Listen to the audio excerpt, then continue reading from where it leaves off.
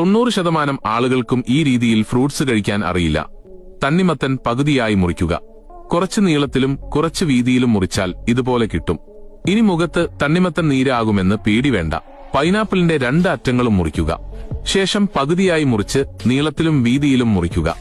ഈ രീതിയിൽ പൈനാപ്പിൾ വളരെ വൃത്തിയോടുകൂടി കഴിക്കാൻ പറ്റും. ശമാമ്പഴത്തിന്റെ അകത്തെ വിത്തുകൾ നീക്കം ചെയ്തിട്ട് ഓരോ വശത്തു നിന്നും ഒരു കഷ്ണം മുറിക്കുക.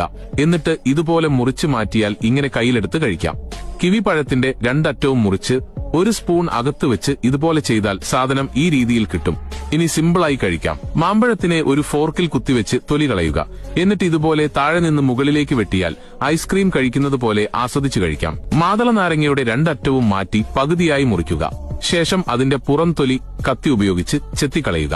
എന്നിട്ട് പുറത്തുനിന്ന് അകത്തേക്ക് ഇതുപോലെ മുറിക്കുക. എന്നിട്ട് സാവധാനം തൊലി കളഞ്ഞാൽ ഇതുപോലെ പെർഫെക്റ്റ് ആയി കഴിക്കാം.